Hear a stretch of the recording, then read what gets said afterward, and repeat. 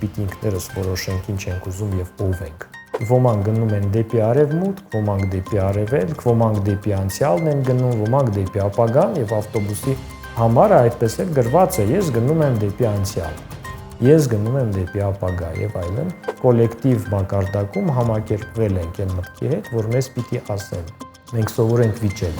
Գիտնականներին ավելի շատ կարդում եւ հիշում են եւ ճանաչում են արտերկրում, քան Հայաստանում։ Մեր մոտ ոչ խելացի մեծամասնությունը չի լսում խելացի փոքրամասնությանը։ Մեր միսիան ուժեղ լինելն է։ Մեզանում խոսելու իրավունք պիտի ունենա միայն նա, ով գործում է։ Հանձնել ենք Արցախը, որովհետև չենք ամրապնդել այն։ Բարև ձեզ, եթերում ուղիղ խոսքն է։ Այսօր ուղիղ խոսելու ենք հայ հասարակության մասին։ Մեր զրուցակիցն է քաղաքական գիտությունների դոկտոր պրոֆեսոր Արթուր Աթանեսյանը։ Բարև ձեզ, պարոն Աթանեսյան։ Շնորհակալ ենք հրավերը ընդունելու համար։ Պարոն Աթանեսյան, 2026 թվականի ընտրություններն են մոտենում եւ էլի հասարակությունը ժողովուրդը կարևորվելու է։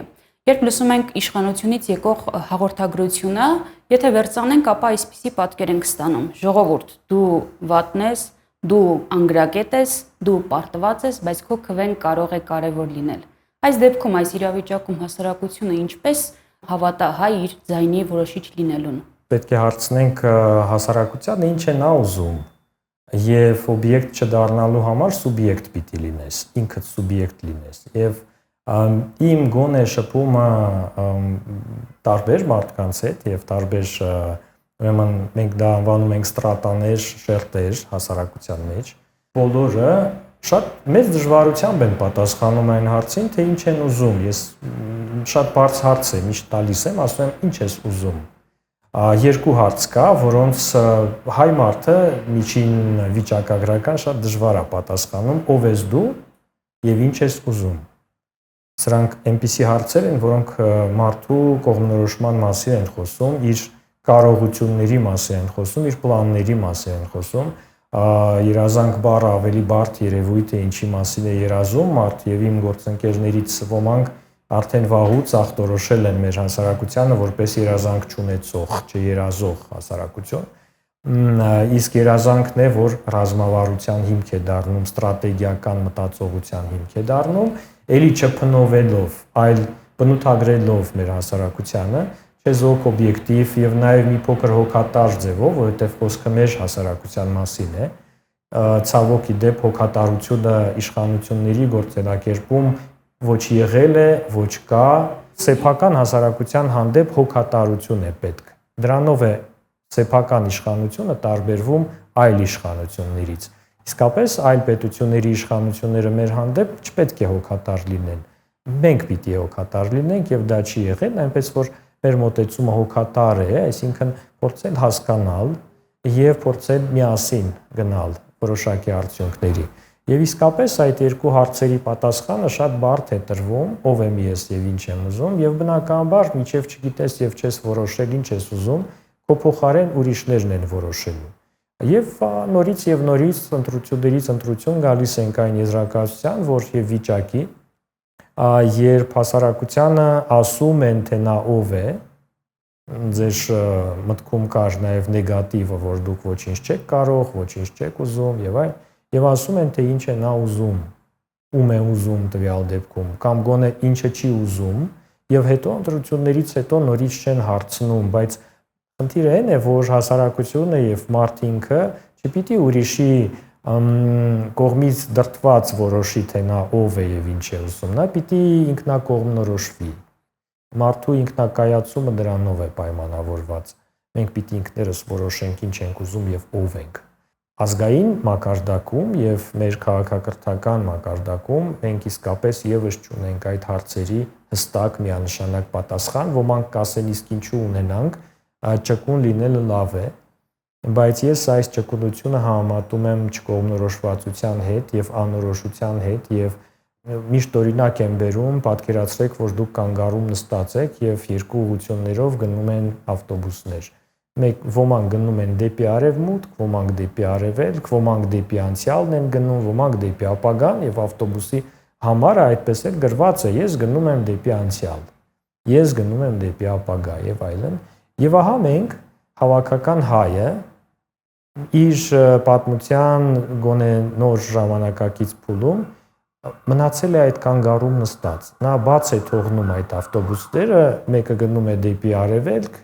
դու ասում ես, չէ, ես եվրոպական եմ, ես արևմտյան ազգ եմ, սպասեմ արևմտյան ավտոբուսի։ Գալիս է արևմտյան ավտոբուսը, շատ հաճախ ոչ էլ կանգնում է այդ կանգառում, որտեղ դու նստած ես, որտեղ դու չես ընկալվում վարորդի կողմից, օրինակ եվրոպական ավտոբուսի, որպես այն ուղևորը, որը պիտի նստի իր ավտոբուսը, բայց դու գտնում ես, որ դու ուզում ես իր այդ ավտոբուսը նստես։ Երբ որ նա քո կողքով անցնում է, դու եզրակացություններ ես սկսում անել Եվրոպայի մասին եւ ոչ թե քո մասին,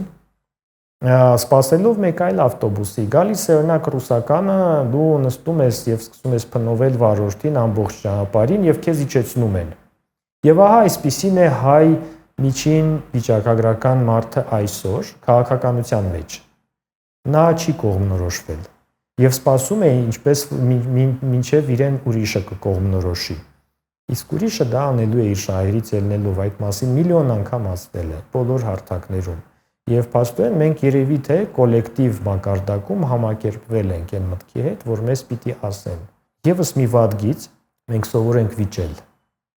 Եվ եթե ընդունում ենք այն, որ մեզ ուրիշը պիտի ասի ուր ենք գնում եւ ով ենք, եկեք չվիճենք եւ համաձայնվենք, բայց մենք սկսում ենք դա վիճարկել ակտիվորեն, վիճարկել եւ չհամաձայնվել։ Ցավոք սրտի մենք վիճարկում ենք նաեւ մեր սեփական խելացիների խորհուրդները։ Եվ բնականաբար հայ ժողովուրդը ինչպես ցանկացած ժողովուրդ ունի խելացի եւ ոչ խելացի ներկայացուցիչներ։ Բնական է, նորմալ է դա, բայց մեզ մոտ խելացի զանգվածը լսված չէ։ Իրեն չեն լսում։ Գիտնականներին ավելի շատ կարդում եւ հիշում են եւ ճանաչում են արտերկրում, քան Հայաստանում։ Եվ ես դա գոնե ի դեպ տեսնում եմ վիճակագրությամբ, երբ որ մենք ունենք մեր հեղինակներին, գիտնականներին եւ իրենց օրինակ տպագրված աշխատությունները, կարելի է մի շարք համացանցային ծառայությունների օգնությամբ տեսնել ով է քեզ կարդում։ Եվ ես տեսնում եմ օրինակ, որ մեր գիտնականների մեծամասնությունը կարդում են արտերկրի գիտնականներ, յուրայինը չի կարդում։ Չեմ կարծում, որ դա պետք չէ Հայաստանին, որտեղ թեմաների մեծ մասը մեր մասին է։ Սա խնդրեմ է եւ չեն կարդում, որովհետեւ մեծամիտ են եւ գտնում են ինչու կարդամ ուրիշին, եթե ես իրենից խելացի եմ։ Սա էլ է վատ որակ, որը որ ներազդում է իհարկե մեր կարողությունների վրա եւ մենք խոսում էինք մի ընկերոջ հետ հրեա վերջերս այն մասին, որ եւ հայ եւ հրեա ժողովուրդը ունեն միևնույն տոկոսային իմաստով խելացի եւ ոչ խելացի մարդ։ Սակայն իրենց մոտ ոչ խելացիները լսում են խելացի փոքրամասնությանը, իսկ մեր մոտ ոչ խելացի մեծամասնությունը չի լսում խելացի փոքրամասնությանը։ Կներեք, բայց պետականորեն է դա ձևակերպվում, կազմակերպվում։ Թե հասարակության մեջ։ Հասարակություն շատ ճիշտ է հարցնում, այդ երկու մակարդակները հավասարապես կարևոր են, երբ որ չի եղել պետություն, հասարակություն եղել է, եւ պետության պայմաններում հասարակությունը եւս սուբյեկտ է, սուբյեկտայնություն ունի։ Եվ ոչ ընտրություններից ընտրություն, այլ ինքնուրույն սուբյեկտ է, հասարակությունն է ստեղծում պետության մարմիններ եւ ապահովում էներգետիկայով, պահանջներով, նաեւ ռեսուրսով։ Եվ այս երկու մակարդակներում մենք շատ համաչափ ենք, հետաքրքիր է, որ այդ հարմոնիկ կամ համաչափ լինելը մեզ մոտ կա իրականության մեջ, իսկապես մեր էլիտաները արժանի են մեր հասարակության տրամադրություններին, իսկ հասարակությունը արժանի է էլիտաներին, այսպիսի իդեպ աֆորիզմ կա, որը հայկական ծագում չունի, որ յուրաքանչյուր ժողովուրդ արժանի է իր ղեկավարներին, մեզանում այդ իրականությունը կա համաչափություն եւ իսկապես գիտեք, վատ բան չունեմ ասելու մեր ժամանակակից արվեստին, բայց տաքսիում գնալով վերջերս լսում էի վիդեո էի նայում երկիչ արմենչիկի համերգներ եւ տեսնում էի թե հանդիսատեսը շատ մեծ ուրեմն ձևաչափով ցուցադրվում էր առաջինը ինչ աչքի է զարնվում դա շատ թանկ հագուստներ, շատ կոսմետիկա, շատ արհեստական դեմքեր, որոնք հրճվում են, ուրախանում են այս երգերից։ Եվ ես ասեցի, հա, եկեք համաձայնվենք այն մտքի հետ, որ հայ մարդու տեսակ կա, ում դուր է գալիս այսպիսի երաժշտություն, չքննադատենք, չփնովենք, չվերլուծենք, անուն չդնենք, բայց եթե այս կերպարն է մեր հերոսը, ապա կարելի է արդյոք այն բազում խնդիրներ, որոնց մեջ է գտնվում Հայաստանը այսօր եւ հայ ժողովուրդը, լուծել այսպիսի հերոսներով, չեմ կարծում։ Որպես քաղաքագետ կարող եմ ասել, որ շատ դժվար պայմաններում գտնվող պետություններին կարողացան փրկել այլ տիպի գործիչներ։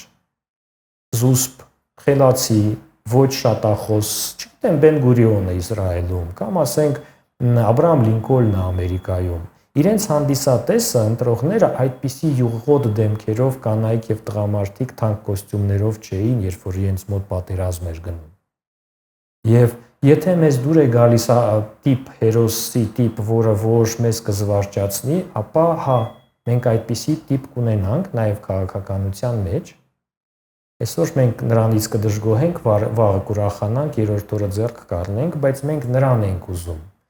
Եվ Հայաստանը այս տեսակի հերոսներ այս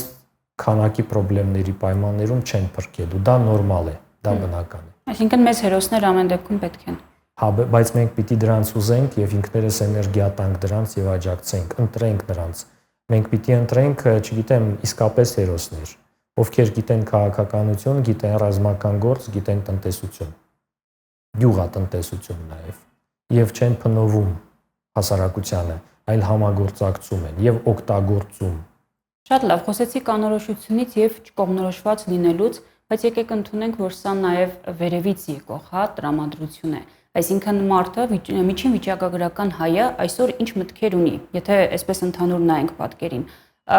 Եվրոպա մտնում ենք, չենք մտնում, հասկանալի չի։ Ռուսաստանը դաշնակից է, դաշնակից չէ, հասկանալի չէ։ Թուրքիայի հետ խաղաղություն կարծես թե ասվում է, խոսվում է դրա մասին, բայց Ադրբեջանը կրակում է։ Հայտարարագիր ներկայացնեմ, տոմսը թանկացավ տրանսպորտային, այսինքն սոցիալական առումով նաև ժողովուրդը, հայ ազգը, մարդը այսօր շատ ծանրաբեռնված է, ինչպես այս ընթացքում ինքը կարողանա ձեր ասված անորոշությունից դուրս գալ եւ ընտրել ճիշտ հերոսին։ Ընդհանրապես մտքովս անցել է, որ հայ ժողովուրդը այնքան հին է եւ այնքան կոմպլեքս, բազմազան եւ խիտ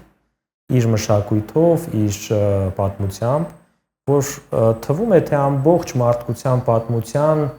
հանրագիտարանն է հայ ժողովուրդը։ Մենք իսկապես մեր պատմության էջերում եւ մեր կերպարներում ունենք ամբողջ մարդկության պատմությունը եւ իր վատ եւ լավ կողմերով։ Մենք ունենք ամեն ինչ եւ թագավորություններ եւ հանրապետություններ, 3, միգուցե 4-ը կլինի։ Մենք ունենք տոներ, մենք ունենք սքորեր, մենք ունենք եւ քրիստոնեական ավանդույթներ եւ ոչ քրիստոնեական վարքագիծ մեր կենցաղում, մեր վարքում։ Մենք ունենք հարևաններ եւ քրիստոնյա եւ ոչ քրիստոնյա, մենք ունենք ցեղասպանված լինելու փորձ եւ փորձեր։ Մենք ունենք նաեւ հաղթանակներ, այդ թվում ռազմական հաղթանակներ։ Մենք ունենք էլիտաներ եւ Հայաստանում եւ Սփյուռքում, ովքեր որ մրցունակ են բոլոր բնակավարներում եւ միևնույն ժամանակ մենք ունենք այնպիսի զանգված, ով կարող չէ եւ չի ուզում զարգանալ եւ լճացված է եւ օրինակ պարզապես քննադատում է ուրիշներին այստեղ այնտեղ փողոցում, Facebook-ում։ Մենք ունենք խոհանոց, մենք ունենք մշակույթ, մենք ունենք եւ պրիմիտիվ մշակույթ եւ շատ բարձր մշակույթ։ Նորից թվում է, թե հայ ժողովրդի պատմությունը եւ այսօրվա ներկան ամբողջ աշխարհն է։ Իսկապես, եթե աշխարհը չլիներ եւ միայն մենք լինեինք, մեզնով կարելի էր ուսումնասիրել հայ ժողովրդի պատմությամբ եւ իրականությամբ եւ տիպով կարելի էր ուսումնասիրել ամբողջ երկրագնդի պատմությունը, իսկապես։ Դա շատ հետաքրքիր բան է, բայց սա նշանակում է, որ մենք երևի թե մեր ես չէի ուզենա ասել բախտը, բայց մեր միսիան ուժեղ լինելն է։ Այդքան ծանր բեռ ամբողջ մարդկության խճանկարը քո ուսերին պահել եւ գրելը շատ բարդ է։ Ցավոք սրտի մեզ մոտ հայոց լեզվում, հայերեն լեզվում խելացին եւ խելոքն են օգտագործում եւ խելոքը շատ հաճախ վատ իմաստով եւ ցավոք սրտի այդ խելոքը կարծես լսող խղճուկ եւ երբ որ ասում ես խելացին, կարծես թե այն խելոքից տվերն են գնում խելացի վրա եւ նաեւ չես ուզում խելացի լինել։ Անգլիացի ամերիկացիներ ունեն երկու այլ բառ, դա smart-ն է եւ clever-ն է։ Clever-ը երբ որ դու խելացի ես գիտելիքներով, smart-ը երբ որ դու դրանք կարողանում ես ճիշտ օգտագործել։ Եվ ես կուզեի, որ հայ մարդու խելացիությունը չստվերվեր իր վատ կարծրատիպերով, առաջինը թե խելացի լինելը լավ է կամ վատ, այն միանշանակ լավ է եւ պետք է որոշենք եւ վերջացնենք։ Եվ երկրորդը, որ մենք կուզեինք եւ կարողանայինք smart լինել, այսինքն այդ խելացիությունը ներդնել եւ կարողանալ դրանից օգտվել եւ օգուտ տալ նաեւ։ Մեր մոտ խելացի հայերը հիմնականում օգտվում են խելացիությունից եւ օգուտ չեն տալիս։ Ես կուզեի, որ հանրօգուտ լիներ այդ խելացիությունը հայի եւ ոչ միայն բարեգործների ջանքերով, այլ բոլորիս։ Նորից որպես բանաձև հայը խելացի է, այո, եւ այդ խելացիությունը պետք է ծառայեցվի եւ լինի հանրօգուտ, ոչ միայն անձնօգուտ։ Միայն ոչ եսի, նաեւ մենքի համար։ Շատ լավ, խելացիությանը այդ աստիճանին հասնելու համար հիմա արդեն կարելի է ասել 3-4 տարի հասարակությունում դիտվում է կամ խանգարում է պառակտումը հենց հասարակության մեջ։ Սա նույնպես կառավարվում է, իհարկե սա նույնպես ներդրված, օրակարգ է, հենց այնպես չեղավ, բայց եթե հետ հայաց ենք գցում 18 թվականին ժողովուրդը միաբան դուրս եկավ։ Ինչ եղավ հետո դա ուրիշ հարց է, բայց դուրս եկավ։ 20 թվականին միասին բոլորով հավատացինք, որ հաղթելու ենք։ 23 թվականին բոլորով դիմացանք, հավատացինք, որ լինելու է, բայց եկեք տեսնենք արդյունքները 3 դեպքում էլ բացասական եղավ։ Այսինքն պառակտումը կարող է լինել հիմնական այն խնդիրներից մեկը, որը թույլ չի տալիս լինել խելացի ու ճիշտ օգտագործել։ Երկու միտումներ հատուկ են մեզ եղել միշտ եւ պառակտվել եւ միավորվելը։ Մեր հետազոտությունները օրինակ 10 տարվա հնության, իսկ սրանք ուղղակի ժամանակ սկսել էինք, բայց կարելի էր ավելի շուտ ցույց են տալիս, որ օրինակ Ռուսաստանում հայ բիզնեսմենները նախընտրում են որպես առաջի գործընկեր ոչ հայի հետ աշխատել։ Եվ սա նշանակել է եւ նշանակում է, որ չկա վստահություն, իսկ վստահությունը ձեռքբերովի հատկություն է։ Դու չես կարող ուղղակի վստահել, եթե դու հայ ես։ Չէ, դու պիտի փորձես ստուգես եւ այդ ստուգումը երևի թե ցույց է տվել, որ սխալ է եղել հաշվարկը եւ հային այդ ժամանակ բիզնեսում վստահելը միշտ չէ որ ճիշտ էր։ Նախընտրելիությունը տրվել է այլ ազգի ներկայացուցիչ բիզնեսմենին, հետո միայն հային։ Էլի պառակտում չի մտցվել մեր մեջ, այդպիսին է եւ սա պառակտում չէ, սա իսկապես այն է, որ վստահությունը պետք է հիմնավորված լինի։ Մենք պիտի ապացուցենք, որ վստահելի ենք եւ ոչ միայն ասենք այդ մասին։ Ցանկացած բարձր որակ պետք է ապացուցել, հերոսություն պետք է ապացուցել, հենց այնպես ասելը վարկաբեկում է սա։ Եվ բացի այդ ապացուցված փաստ է, որ մենք հաղթում ենք օրինակ հայերս անհատական մարզաձևերում եւ ոչ թե թիմային, սա էլ է ոչ մեկ պառակտում չի մտցնում մեր թիմային, ուրեմն սպորտում, բայց մենք ենք, որ թիմում ամբիցիաներ ունենք, չենք ուզում պաս տալ ուրիշին, չենք ուզում ընկալում ենք մյուսին որպես ուրիշ, թիմակցին որպես մրցակից եւ այլն, սա վատ բնորոշումներն են, որոնք մեզ հատուկ են։ Բայց միևնույն ժամանակ մենք այլ նաեւ փաստեր ունենք եւ ապացույցներ, օրինակ մեր բարարվեստը, որը թիմային է, մենք ուսուսի տված ենք ապարում։ Եվ սա նշանակում է, որ մեր մեջ կա այդ էներգետիկան, պոզիտիվ էներգետիկան, կառուցողական միասին հասնելու արդյունքների։ Դա պետք է քաղաքականացնել, դա պետք է դարձնել կառավարման մոտեցում, կամ միասին, կամ ոչ մի կերպ։ Եվ այս մոդելը պիտի աշխատեր։ Օրինակ ձեզ բերեմ, եթե դու կուսակցության անդամ ես եւ թողնում ես այդ կուսակցությունը ընտրություններից առաջ, որ միանաս մեկ այլ կուսակցության եւ նորից պատգամավոր դառնաս, պետք է լիներ կարգ, օրենք, մոտեցում, որ դա արգելված է։ Այսինքն այդ դավաճանական ճկունությունը պետք է արգելված լինի եւ պատժելի լինի, հաշվի առնելով մեր առանձնահատկությունները մշակութային։ Յուրաքանչյուր պետություն իր օրենքներն է ընդունում եւ տեղայնացնում, եւ նա կարող է դա իմանալով սեփական թույլ տեղը այն կանխարգելել եւ ուժեղացնել ուժեղ կողմեր։ Այնպես որ մեր մեջ կա այդ երկուսը եւ միասին եւ առանձին, եւ նա ով սովոր է առանձին գործել, չի սիրում միասին, նա ով սիրում է միասին, գիտի, որ միասին մենք միշտ արդյունքների ենք հասել։ Եվ մեր անկախացման փուլը եւ մեր առաջի Արցախյան պատերազմում հաղթանակը եղել է կոլեկտիվ ջանքերի արդյունք։ Եթե փորձենք ասել, որ այդտեղ եղել է մեկ հերոս կամ մեկ առաջնորդ, չենք կարողանա, այդտեղ եղել են առաջնորդներ, հերոսներ։ Եվ այդ հերոսները նաև կառավարել են process-ը։ Ես համոզված եմ, եթե այս պատերազմում 44 օրյա պատերազմում մեր հերոսները, ովքեր կռվում էին, նաև ղեկավարեին այդ պատերազմական գործողությունը եւ նաև պետության կառավարման օղակ լինեին, մենք չէինք պարտվի։ Մեզ մոտ կառավարումը տարանջատվեց գործառույթներից, գործելուց, մեզ մոտ խոսողը եւ անողը տարբեր սուբյեկտներ են։ Սա շատ մեծ թերություն է եւ խնդրեմ։ Մեզանում խոսելու իրավունք պիտի ունենա միայն նա, ով գործում է։ Եվ այդ դեպքում իր խոսելաձևը կլինի ավելի զուսպ, սահմանափակ, բայց ավելի պրակտիկ եւ հիմնավորված եւ էֆեկտիվ։ Այսօր բայց գործելու, ապրելու եւ ապացուցելու միակ ձևը խոսելն է։ Հա, 21-րդ դարը այդպիսին է իսկապես եւ իհարկե սա ժամանակավոր է եւ մոլորություն է, որովհետեւ մոդա է եւ մոդան անցնում է։ Իսկապես յուրաքանչյուր ժողովուրդ եւ էլի պետք չէ փնովել մեզ։ Ունի լավ եւ վատ կողմեր։ Լավը պետք է խրախուսել, հակառակ դեպքում այն չի դրսևորվելու։ Իսկ վատը պետք է պատժել եւ պատժել ոչ թե օրինակ ազատելով աշխատանքից կոռուպցիոների, ով որ այդքան գողացել է բյուջեից, իրեն ազատում ես աշխատանքից, նա վերցնում է այդ փողը եւ գնում է Դուբայ եւ ապրում է դրախտային կյանքով։ Սա պատիժ չէ։ Պատիժն այն է, որ դու ցուցադրաբար խլում ես այդ ամբողջը եւ նաեւ զրկում իրեն ազատությունից։ Մեր օրենքները պատժիչ մոտեցումները թույլ են, անհամաչափ են այն մեղքերի համեմատ, որոնք արվել են,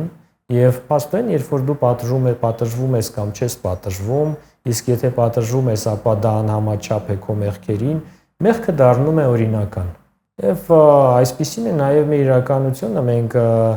չենք վախենում օրենքներից եւ պետությունից։ Եվ որպես հետևանք մենք միջև այսօր պայքարելով սրա նրա այս կամ այն երևույթի դեմ չենք հաղթել այդ երևույթները։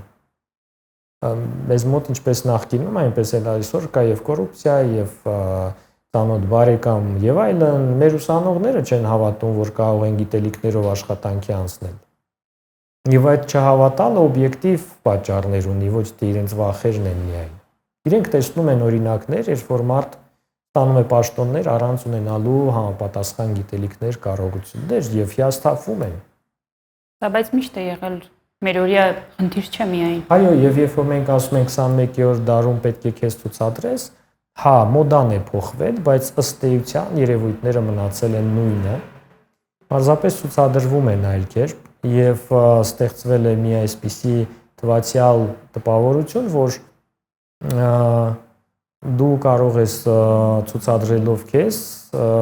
ոչինչ չանել։ Մենք իսկապես ունենք ինչ-որ բարեփոխումներ, որոնց մասին խոսվում է եւ ցուցադրվում է, բայց ինչպես եղել, այնպես էլ մնում է շատ վատ օդ Երևան քաղաքում եւ մենք ճնշում ենք վատ օդ։ Եթե մտնեք եղանակ ձեր սմարթֆոններով, կտեսնեք, որ Երևանում օդի որակը նարնջագույն, կարմիր, բորդոյից ցածր է, այսինքն ահավոր է, մենք չենք շնչում։ Առողջապահական համակարգը ինչպես եղել է, կարելի է ցույց տալ այս կամ այն կլինիկան որպես շատ լավ բան, բայց ինչպես չի բուժվել ռակը, այնպես էլ չի բուժվում։ Մենք կարող ենք ասել, որ կանաչապատել ենք կենտրոնը, բայց ինչպես շոկից մեռնել ենք, այնպես էլ հիմա կմեռնենք այս ամռանը։ Այնպես որ այդ ցույց դնելը չի օգնում։ Մենք պիտի հասկանանք, որ խոսելը եւ գործելը տարբեր երևույթներ են։ Ինչ ենք ուզում։ Էլի հարց, որից սկսեցինք այսօրվա զրույցը, ով ենք եւ ինչ ենք ուզում։ Եթե սողուն ենք, չենք ուզում կանաչ, խոտ, ծառ, ուզում ենք քարերի արանքում թաքնվենք, ապա հա, մեզ դրվող եւ վերապահվող ամենավատ հողերը լեռներում եւ մեզ ուրիշ լավ տեղերից զրկելը օբյեկտիվ է ուրեմն։ Եթե մեզ հասնում է այն, ինչ մենք ուզում ենք, չունենալ լիճ, չունենալ ծով, չունենալ անտառներ, իսկապես եթե չենք ուզում դա, բայց եթե ուզում ենք եւ եթե որոշել ենք, որ մենք մի ժողովուրդ ենք, ով ուզում է իր առաջ տեսնել օվկիանոս, իր առաջ տեսնել ծով, մենք ուզում ենք կանաչ գոտում ապրել, մենք ուզում ենք ծառեր ունենալ եւ ոչ թե քարեր, մեր շուրջ, ապա մենք պիտի եթե այդպեսին ենք, այդպես էլ ապրենք։ Եվ որևէ մեկ մեզ չի խանգարի դրա համար։ Մենք էլի եմ ասում, մեր պատմությունը ամեն ինչ իր մեջ կրել է եւ ունեցել է։ Մենք եղել ենք եւ ծովափնյա թագավորություն, մենք եւ լեռնային ենք եւ այն, բայց ինքներս ենք փախչել ծովից։ Ինքներս չենք ուզել, հանձնել ենք Արցախը, որովհետեւ չենք ամրապնդել այն։ Մենք թույլատրել ենք մեր պաշտպանական համակարգը, որովհետեւ չենք ուժեղացրել։ Շատ բարձ բան եմ ասում, չուժեղացնելով դու թույլատրում ես։ Անպայման չէ տականքություններ անելի, որ դու չես ներդրվում, քո պատերը քանդվելու են մի օր, երբ որ չես ամրապնդում այդ ամեն ինչը, երբ որ բարձի թողի ես ենթարկում, չես սիրում։ Եթե դու ունես շուն եւ նրան ասում ես, որ լուսանկարես, անդադ դնես Facebook-ում, բայց չկերակրես, չես ունենա շուն։ Շատ լավ, բայց եթե հասարակությունը օվկիանոս ուզում է, բայց պետությունը որպես մարմին, հա, որպես օբյեկտ չունի այդ լծակները կամ չի ուզում գործադրել, հնարավոր է այդ օվկիանոսը տեսնել։ Հա, իհարկե, որովհետև մենք տեսանք Արցախ։ Մենք գործադրեցինք ջանքեր, ելի երկու մակարդակում հասարակություն եւ պետություն, ավելին ասեմ, ձեզ պետություն չենք ունեցել 91 թվին, նոր էինք ստեղծում, բայց մենք ստացանք Արցախ ընդամենը 4 տարի անց պայքարելուց։ Եվ ստացանք հետ ընդ որում եւ ոչ մեկ չէր կարող մեզնից այն խլել երկար տարիներ։ Այսինքն այն որ չէին խլում, չի նշանակում չէին ուզում էին, բայց չէին կարող, նշանակում է մենք ուժեղ էինք։ Ահա այդ ուժեղանալու process-ը պիտի շարունակեինք, ոչ թե լճացնելու մեր ուժը, գովազդելու, գովերքելու մեր ուժը, լոպազանալու մեզնով, արտագաղթելու եւ այդ տեղից գրելու եղբայրներ մենք ձեզ հետ ենք։ Այս մոտեցումը չի աշխատում։ 21-րդ դարում դա մոդայիկ է իսկապես, բայց դա չի աշխատում։ Դու չես կարող վիրտուալ ընկեր ունենալով իրական օգնություն եւ աջակցություն իր հետ ստանալ։ Դու չես կարող վիրտուալ ընկերոջ հետ միասին հաց ուտել եւ չես կարող պաշտպանել քո հողը։ Այն պետք է օֆլայն լինի, տեղում լինի։ Եվ հա իսկապես օրինակ ամերիկացիները սիրում են իրենց դրոշները կախել բալկոններից։ Մենք էլ կախենք, բայց մենք պիտի այդ բալկոնում ապրենք նաեւ։ Կախես դրոշը ու գնաս Հայաստանից, չի աշխատի։ Շատ լավ, իսկ ձեր նշած խնդիրների կողքին կարող ենք դնել նաեւ այն, որ մենք դեռ ապրում ենք անցյալով, անցյալի հաղթանակներով, անցյալի պարտություններով, իսկ առաջ գնալու համար պետք է անցյալը իմանալ, բայց դա կիրառել, չէ՞, այսինքն ստացած սխալների վրա աշխատել, ոչ թե դրանք բերդարձրած հետը տանել առաջ։ Եթե չեմ սխալվում, մարդաբան Կլոդ Լևի-Ստրոսն է գրել, որ մարդիկ սիրում են խոսել իրենց անցյալի մասին, որովհետև կարծես խոսեն իրենց մանկության մասին։ Իսկապես ցանկացած ժողովուրդ ազգ նախկինում երիտասարդ էր, հիմա մեծ է եւ միշտ հիշում է անցյալը բարի մտքերով, ժպիտով, անգամ եթե այդ անցյալը մութ եւ ցուրտ 90-ականներն էին, մենք այդ ցուրտ եւ մութ տարիներին դժվար էինք ապրում շատ, բայց հիմա հիշում ենք բարի ժպիտով, մտքերով, նոստալգիկ անգամ ձևով, այդ կարտոֆիլը ժարիտված փեչի վրա, իսկապես, հա, իսկապես եւ ինչու, որովհետեւ հա, անցյալը մեր մարդկանց կողմից ընկալում է որպես իրենց մանկությունը։ Մանկությունը միշտ, եթե անգամ դժվար մանկություն էր, լավ բան է բոլորի համար, բայց շատ ժողովուրդներ չեն ուզում մեծանալ նաև, այդ է խնդրեմը։ Այսինքն դու կոմֆորտ ես զգում փոքրիկ լինելու եւ թվալու ձևաչափում, միջդեռ մեծանալով պիտի ստանձնես պարտավորություններ եւ գործառույթներ եւ գործես։ Հա, շատ ձեռնտու է, հարմարավետ է օբյեկտ լինել եւ ոչ թե սուբյեկտ, երբ որ քեզ համար հոգ են տանում, քեզ փրկում, պաշտպանում են։ Ես մեկ-մեկ վախենալով եմ մտածում այն մասին, որ երբ որ մենք ասում ենք ցեղասպանության ժամանակ մեզ փրկել են, օրինակ ֆրանսիացիները, չէ, Մուսա Լերան։ Նավով։ Այո, մենք ասում ենք, մի տեսակ լավ ենք զգում, որ մեզ փրկել են։ Եվ սա վախենալի բան է, այն որ ես եմ փրկում ֆրանսիացիներին, ինձ համար օրինակ ավելի պատվաբեր է։ Եվ ես կուզեի, որ այդ մեսիջը կամ այդ կոչը եւ այդ մտածելակերպը մեզ մոտ դոմինանտ լիներ, իշխող լիներ, որ մենք ենք փրկել ֆրանսիացիներին, մենք ենք օգնել ամերիկացիներին։ Եվ ոչ թե իրենք մեզ։ Հակառակ դեպքում սա կոմֆորտ է դառնում եւ դու մտածում ես հասցնեմ միջև վերջի պահին ինչ որ մեկը մեզ կօգնի կգա։ Պես չի լինում։ Կամ լինում է, բայց դրան ապավինելը պետական գոնե մակարդակում հիմարություն է, սխալ է։ Հա, այդպիսի մտածելակերպ մեզանում կա, մենք օբյեկտ ենք, մենք սպասում ենք փրկիչներին, մենք սիրում ենք նրանց, ով մեզ օգնում է, ով մեզ չի օգնում, չենք սիրում։ Իսկ միգուցե մենք ինքներս մեզ օգնենք եւ մեզ սիրենք դրա համար եւ ոչ թե հենց այնպես։ Տեսեք, շատ པարզ բանաձևեր կան, որոնցով կարելի է մտածողությունը եւ մտածելակերպը ֆիքսել, ճիշտ ուղղության վրա դնել եւ հա, պետք է հասունանալ։ Մենք իսկապես երեխա չենք, կարելի է մեր պատմությանը նայել, բայց մտածել որպես երեխա կա ասացվածք շատ ավելի լավ է, երբ որ փոքր երեխան է մտածում մեծի պես, քան մեծը, ով մտածում է փոքր երեխայի պես։ Շատ հաճախ չեն գնում ընտրությունների եւ գտնում ենք, որ դա մեր դիրքորոշումն է, բայց սա այդ չմասնակցելը եւս ինֆանտիլ կամ փոքր երեխային հատուկ բան է, երբ որ դու ասում ես ես վախենում եմ բակի տղաներից եւ չեմ գնա խաղալու։ Եվ ոչ թե ասում ես կգնամ կխաղամ եւ կծեծեմ իրենց եւ կհաղթեմ, այս փուլը մենք պիտի անցնեինք։ Եվ իսկապես անցել ենք 91-4 թվին։ Մինչ այդ 41-5 թվականներին մենք կռվել ենք եւ չվախեցանք եւ հաղթեցինք։ Ահա պետք է գնալ առաջ, պետք է մտնել խաղի մեջ, խելամիտ լինել, ոչ թղթե շերեփով մտնել, դրա համար կան բուհեր, մասնագետներ, խելացի հայեր, բայց իրենց միջոցով պետք է լուծել խնդիրներ, ոչ թե ծանոթ բարեկամ հարազատի միջոցով։ Շատ լավ, այսինքն մեզ պետք է ուժեղանալ։ Բազում բաներ կարճ ասած պետք է մեզ։ Շատ լավ, շնորհակալ եմ շատ, պարոն Աթանեսյան։ Եթերում ուղիղ խոսքներ, կհանդիպենք հաջորդ շաբաթ։